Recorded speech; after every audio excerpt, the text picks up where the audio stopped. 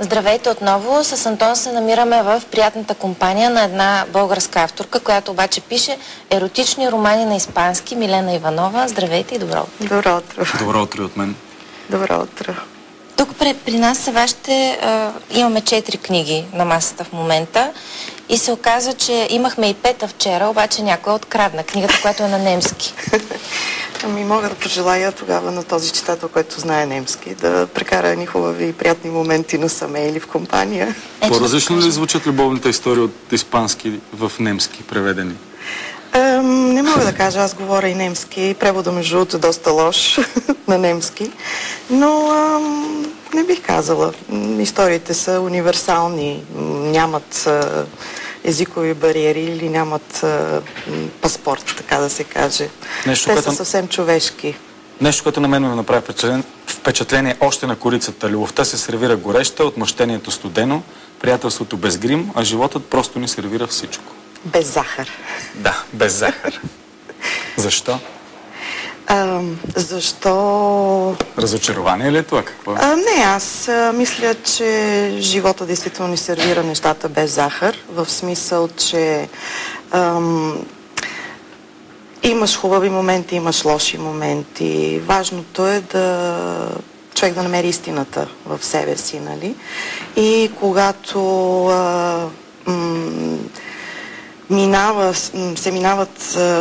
когато минаваш през трудни моменти, книгата говори за разводи и за раздели, важното е да откриеш кои сте истинските приятели, да се маха маската на лицемерието. И ние да се слагаме всъщност захарта, колкото ли е необходима всъщност. От много захар няма полза, един вид. Тази книга е написана, вие казахте, става въпрос за раздяла, за развод, за разочарование и тя е написана така в стил милодневниче. Аз ще ти изповядам тук сега едни много съкровени неща. Това вашата история ли е вътре в тази книга? Не, по принцип... Какво става? Ако ходиме, примерно, на гледачка или си четеме хороскопите, има 3 основни теми, които съвсем човешки, универсално ни занимават. Пари, здраве и любов. Ето, аз в моя хороскоп преди малко установих, че за любов нищо точно не казва така. Елена за мен. Само за пари. Така че аз не пиша за пари, не пиша на здравни теми. Пиша за човешките отношения. Първата ми книга, примерно, ако беше Испански любовници, ако говореше за вечното търсене на един идеален партньор. Втората, Прелъстиме, пък беше за тематиката на прелъстяването или как, нали, да си намериме гадже и как няма нужда да бъдем в анорексично тегло, за да свалиме някой. Третата книга пак е за човешките взаимоотношения, обаче вече за разделите. И то стана по повод, че в последните 4-5 години просто масово се изпоразведоха приятели или хора около мене. И още една тема, която съвсем човешката ни засяга, защото кой не се е разделял с гадже, кой не е преживял нещо такова или кой не го е видял вътре в семейството ли. Както някакъв рецептурник, как да се разделим, тук как да прелъстим. Рецептурник не бих казала, 3 книги са доста различни, без захар е абсолютен роман, съвсем класически. Прелъстим е по-скоро от наръчника, който е дава ни, може би, не рецепти и формули, но ни показва кои неща можем да използваме или как да нямаме комплекси при процеса на свалките. Испания и страстния нрав там на хората ли ви потикна да пишете изобщо за любов? И за любовници? Не, Испания, страстния нрав, това мисля, че е мит. То мит за Latin Lover. Не, просто пак повтарям, че това е чистите човешки взаимоотношения, те са универсални. Няма граници, няма държави. Всеки иска, нали, да си има някаква сродна душа. Никой не иска да е сам.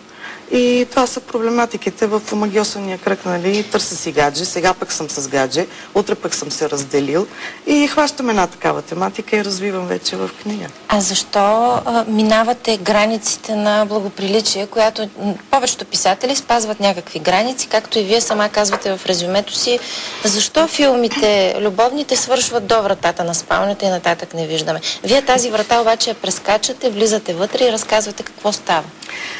Влизам вътре, защото не виждам защо пък трябва да остане затворена. Не казвам, че е нещо, без което не може да се мине естествено. За мен, аз като пиша, най-важното е историята, която ще разкажа.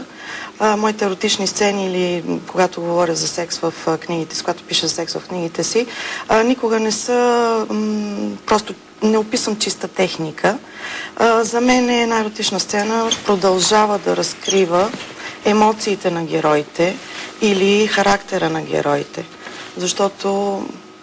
А те си имат и имена, доколкото видях. Да. Особено мъжките герои си имат квалификации.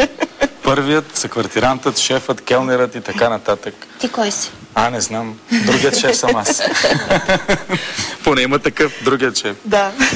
Това книги написани от жена за жени ли са? Определено имам по-голяма женска публика, въпреки че получавам много писма, имейли от мъжки почитатели.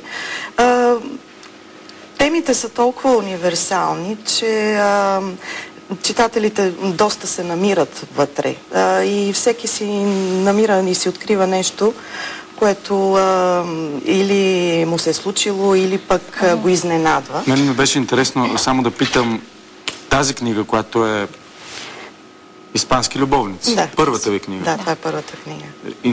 Някак си като филмов сценарий ми звучеше започването да я пишете.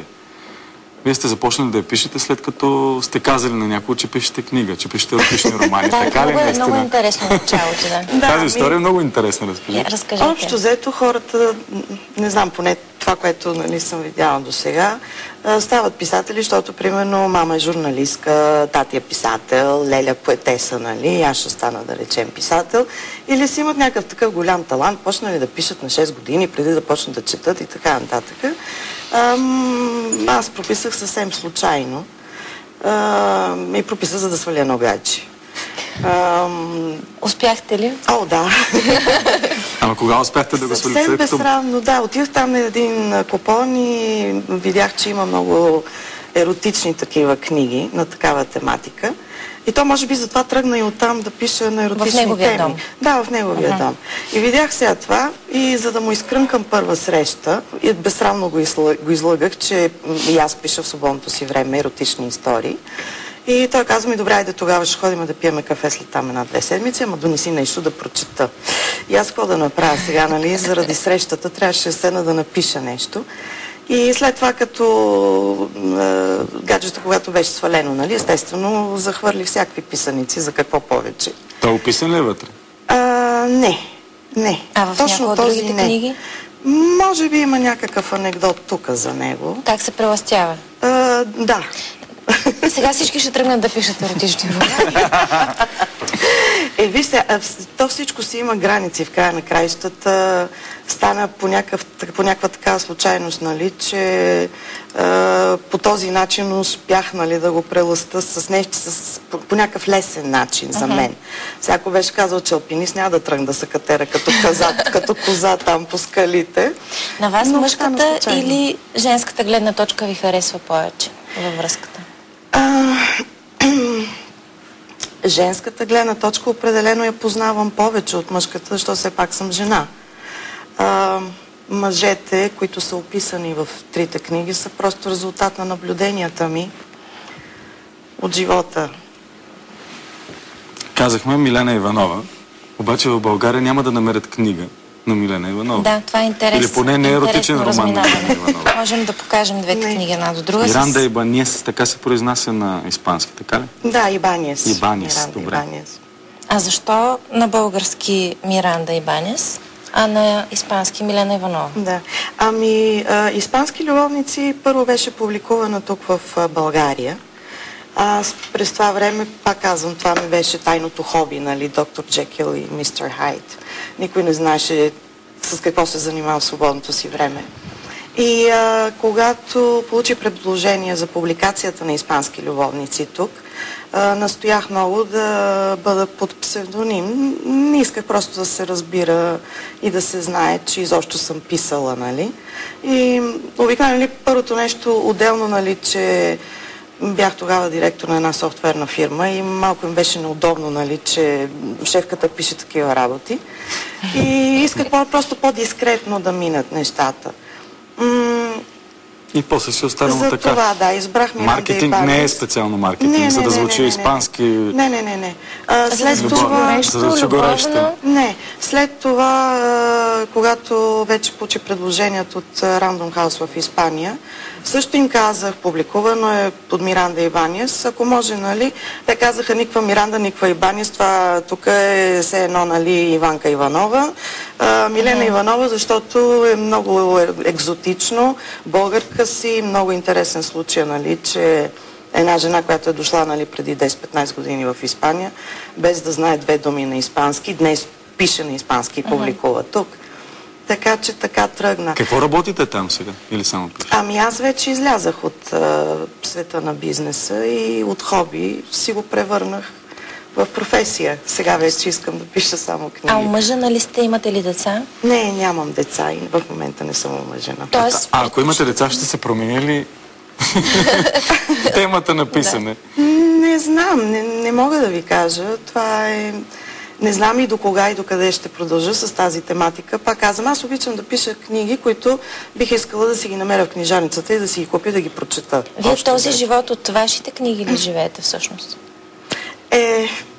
Трудно е да се каже. Ние писателите какво правиме? Черпиме от живота, взимаме една тематика, пречупваме я през нашата призма и поднасяме есенцията на живота, така както ние я виждаме. Утре каква тематика ще бъде, която ще ме интересува, не знам. Добре, последно пишете нова книга, не? Да. Току-що завърши Без захар, дайте ми малко почивка. За чаша ще кафе. Започна, може би другата година ще започна с следващата. Много е трудна индустрията за филми. Аз съм писала и сценарий, дори по испански любовници имаше предложение от една продуцентска фирма, която доста известна испанска, която направи, така се казва, на български език инстинкт. В България пък да снимате, след като е за испански. С най-голямо удоволствие. Просто силно си има кой да хареса тези истории. Лошото е, че е много трудна индустрията, иначе с удоволствие. Много ви благодарим. Благодаря ви аз на вас. С или без захар ви пожелаваме сладък ден. И от мен до утре точно в 7.